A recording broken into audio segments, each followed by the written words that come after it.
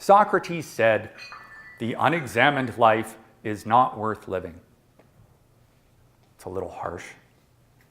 Might want to dial that one back a bit there, Socrates. Man, those ancient Greeks, they were kind of messed up. It's like you got your mathematicians running naked down the street. You got your philosophers who are saying, well, if you don't look inward, we might as well take you out back and shoot you. I think Socrates was bullied as a kid. I think that, when they were playing that game where you had to kick the severed goat's head between two marble pillars and they were choosing teams, I think he always got picked last. It made him bitter. Yeah, okay, sure, you're good at sports, but how are you at self-reflection? Nevertheless, it's a little bit right. Self-examination is a powerful tool.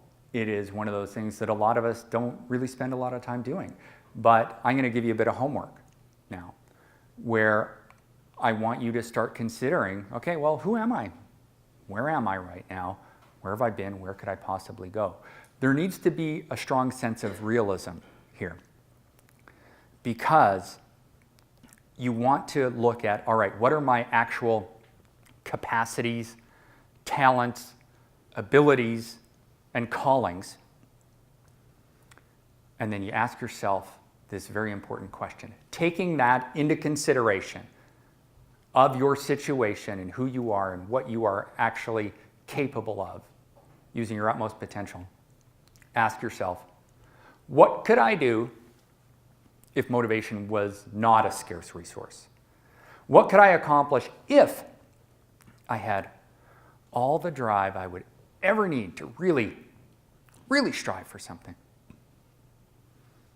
So ask yourself that question. But it's not always just about self-reflection. Sometimes it can be about a wake-up call. Any Backstreet Boys fans here? Cool. All right, Backstreet Boys. All right. It's Nick Carter. I've interviewed him from the Backstreet Boys. He was telling me about his life-changing epiphany that happened in 2009. They were touring Eastern Europe, and he was staying up, partying every night, trying to keep up with the local Russians in drinking games. I know, that's a bad idea, right? And one night after a lackluster stage performance, he was feeling really bad. Not like hungover bad, but I think I might actually die bad. So he went to see a doctor. And the doctor read him the riot act. He said, "Nick, you have alcohol-induced cardiomyopathy, and if you do not change your ways, you're going to die." He was only 28 years old. And he decided in that moment, he told me, he said, "I just went really hard in the other direction."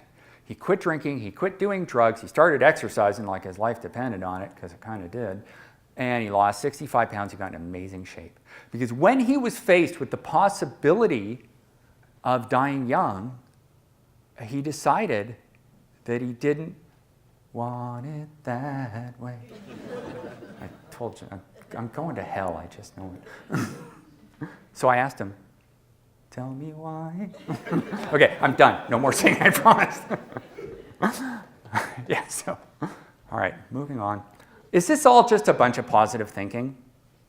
Well, yes, but there's a spin on it.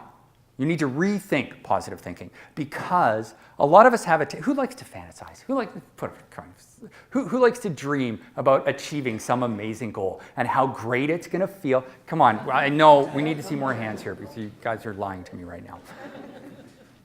You like to fantasize about this achievement, how great it's going to feel when you reach that goal. You imagine what it's like to having achieved that goal.